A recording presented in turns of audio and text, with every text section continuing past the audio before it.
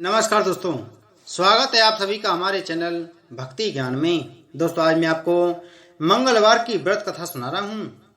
व्यास जी ने कहा, एक बार नैमिषारण तीर्थ में 80,000 मुनि एकत्रित होकर प्राणों के ज्ञाता श्री सूत जी से पूछने लगे, हे महामुने, आपने हमें अनेक प्राणों की कथा सुनाई है। अब कृपा करके हमें ऐसा व्रत और कथा बताएं जिसके करने से संतान की प्राप्ति हो तथा मनुष्यों को रोग शोक अग्नि सर्व दुख आदि का भय दूर हो, क्योंकि कलयुग में सभी जीवों की आयु बहुत कम है। फिर इस पर उन्हें रोग चिंता के कष्ट लगे रहेंगे तो फिर वह श्री हरि के चरणों में अपना ध्यान कैसे लगा सकेंगे। श्री सूत जी बोले, हे मुनियों, आपने लोक कल्याण के लिए बहुत ही उत्तम बात पूछी है। एक बार युधिष्ठिर ने भगवान श्री कृष्ण से लोक कल्याण के लिए यही प्रश्न किया था। भगवान श्री कृष्ण और युधिष्ठिर का संवाद तुम्हारे सामने कहता हूँ, ध्यान देकर सुनो। एक समय पांडवों की सभा में श्री कृष्ण जी बैठे हुए थे। तब युधिष्ठिर ने भगवान श्री कृष्ण से यह प्रश्न किया, हे प्रभु नंद नंदन गोविंद, आपने मेरे लिए अनेकों कथाएं सुनाई हैं। आज आप कृपा करके ऐसा व्रत या कथा सुनाएं जिसके करने से मनुष्य को रोग चिंता का भय समाप्त हो और उसको पुत्र की प्राप्ति हो। हे प्रभु, बिना पुत्र के जीवन व्यर्थ है। पुत्र के बिना मनुष्य नरकगामी होता है। पुत्र के बिना मनुष्य पितृ ऋण से छुटकारा नहीं पा सकता और न ही उसका पुण्य नामक नरक से उद्धार हो सकता है। अतः पुत्रदायक व्रत बतलाएं। श्री कृष्ण भगवान बोले, हे राजन, मैं एक प्राचीन इतिहास सुनाता हूँ, आप उसे ध्यान पूर्वक सुनो। कुंडलपुर नामक एक नगर था। उसमें नंदा नामक एक ब्राह्मण रहता था। भगवान की कृपा से उसके पास सब कुछ था, फिर भी वह दुखी था। इसका कारण यह था कि ब्राह्मण की स्त्री सुनंदा के कोई संतान न थी। सुनंदा पतिव्रता थी, भक्ति पूर्वक श्री हनुमान जी की आराधना करती थी। मंगलवार के दिन व्रत करके अंत में भोजन बनाकर हनुमान जी का भोग लगाने के बाद स्वयं भोजन करती थी। एक बार मंगलवार के दिन ब्राह्मणी गृह कार्य की अधिकता के कारण हनुमान जी को भोग न लगा सकी, तो इस पर उसे बहुत दुख हुआ। उसने कुछ भी नहीं खाया और अपने मन में प्रण किया कि अब तो अगले मंगलवार को ही हनुमान जी का भोग लगाकर अन्न जल ग्रहण करूंगी। ब्राह्मणी सुनंदा प्रतिदिन भोजन बनाती, श्रद्धा पूर्वक पति को खिलाती, परंतु स्वयं भोजन नहीं करती और मन ही मन श्री हनुमान जी की आराधना करती थी। इसी प्रकार 6 दिन गुजर गए और ब्राह्मणी सुनंदा अपने निश्चय के अनुसार भूखी प्यासी निराहार रही। अगले मंगलवार को ब्राह्मणी सुनंदा प्रातःकाली बेहोश होकर गिर पड़ी। ब्राह्मणी सुनंदा की इस असीम भक्ति के प्रभाव से श्री हनुमान जी बहुत प्रसन्न हुए और प्रकट होकर बोले, सुनंदा, मैं तेरी भक्ति से बहुत प्रसन्न हूँ, तू उठ और वर मांग। सुनंदा अपने आराध्य देव श्री हनुमान जी को देखकर आनंद की अधिकता से बेवल हो श्री हनुमान जी के चरणों में गिरकर बोली, हे प्रभु, मेरी कोई संतान नहीं है, कृपा करके मुझे संतान प्राप्ति का आशीर्वाद दें, आपकी अति कृपा होगी। श्री महावीर जी बोले, तेरी इच्छा पूर्ण होगी, तेरी एक कन्या पैदा होगी, उसके अष्टांग प्रतिदिन सोना दिया करेंगे। इस प्रकार कहकर श्री हनुमान जी महाराज अंतर्ध्यान हो गए। ब्राह्मणी सुनंदा बहुत हर्षित हुई और सभी समाचार अपने पति से कहा। ब्राह्मण देव कन्या का वरदान सुनकर कुछ दुखी हुए, परंतु सोना मिलने की बात सुनी तो बहुत प्रसन्न हुए। विचार किया कि ऐसी कन्या के साथ मेरी निर्धनता भी समाप्त हो जाएगी। श्री हनुमान जी की कृपा से वह ब्राह्मणी गर्भवती हुई और 10वें महीने में उसे बहुत ही सुंदर पुत्री प्राप्त हुई। यह बच्ची अपने पिता के घर में ठीक उसी तरह बढ़ने लगी जिस प्रकार शुक्ल पक्ष का चंद्रमा बढ़ता है। 10वें दिन ब्राह्मण ने उस बालिका का नामकरण संस्कार कराया।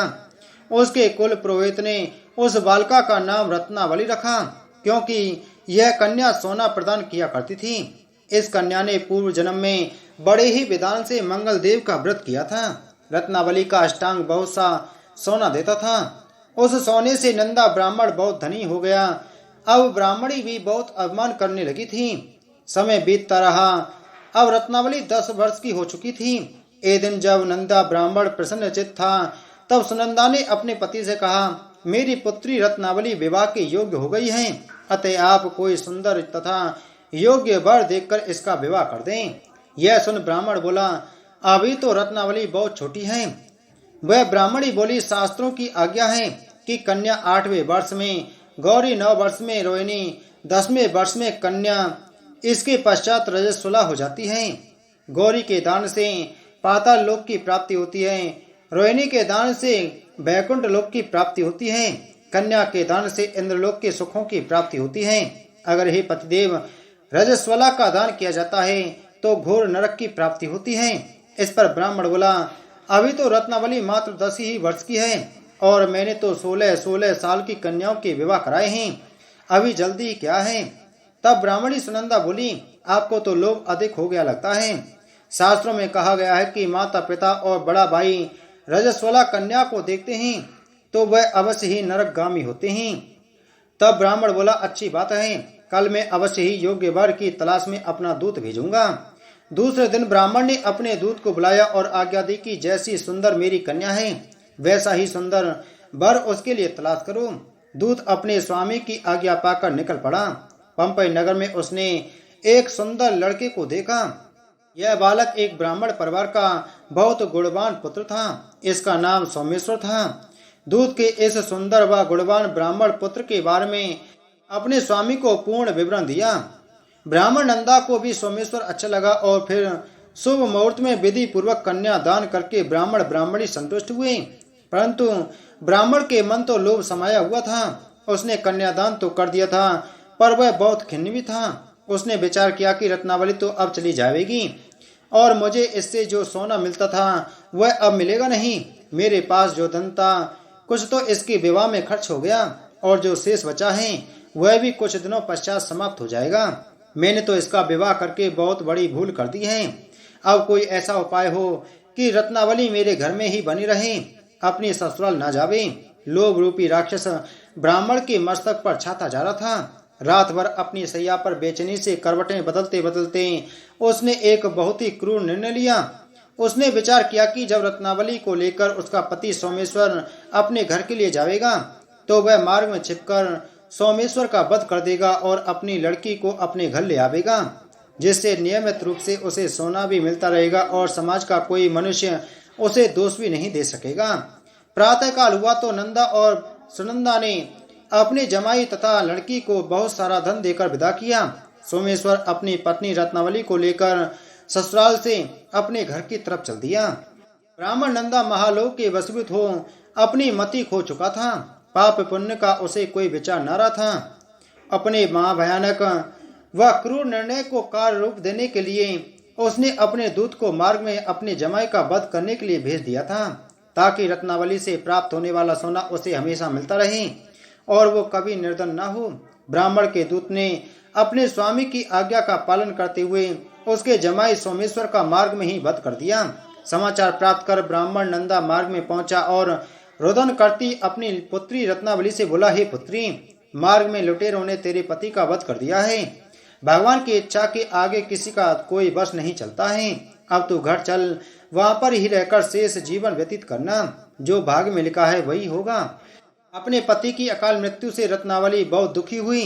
करुण क्रंदन व रुदन करते हुए अपने पिता से बोली, हे पिताजी, इस संसार में जिस स्त्री का पति नहीं है उसका जीना व्यर्थ है। मैं अपने पति के साथ ही अपने शरीर को जला दूंगी और सती होकर अपने इस जन्म को माता पिता के नाम को तथा सास ससुर के यश को सार्थक करूंगी। ब्राह्मण नंदा अपनी पुत्री रत्नावली के वचनों को सुनकर बहुत दुखी हुआ। विचार करने लगा, मैंने व्यर्थ ही जमाई वध का पाप अपने सिर लिया। रत्नावली तो उसके पीछे अपने प्राण तक देने को तैयार है। मेरा तो दोनों तरफ से मरण हो गया। धन तो अब मिलेगा नहीं। जमाई वध के पाप के फल स्वरूप यम यातना भी भुगतनी पड़ेगी। यह सोचकर वह बहुत खिन्न हुआ। सोमेश्वर की चिता बनाई गई। रत्नावली सती होने की इच्छा से अपने पति का सिर अपनी गोद में रखकर चिता में बैठ गई। जैसे ही सोमेश्वर की चिता को अग्नि लगाई गई वैसे ही प्रसन्न हो मंगलदेव वहां प्रकट हुए और बोले, हे रत्नावली, मैं तेरी पति भक्ति से बहुत प्रसन्न हूँ, तू वर मांग। रत्नावली ने अपने पति का जीवन दान मांगा। तब मंगलदेव बोले, रत्नावली, तेरा पति अजर अमर है, यह महाविद्वान भी होगा और इसके अतिरिक्त तेरी जो इच्छा हो वर मांग। तब रत्नावली बोली, हे ग्रहों के स्वामी, यदि आप मुझ पर प्रसन्न हैं तो मुझे यह वरदान दीजिए कि जो भी मनुष्य मंगलवार के दिन प्रातःकाल लाल पुष्प लाल चंदन से पूजा करके आपका स्मरण करें, उसको रोग व्याधि न हो, स्वजनों का कभी वियोग न हो, सर्प अग्नि तथा शत्रुओं का भय न रहे।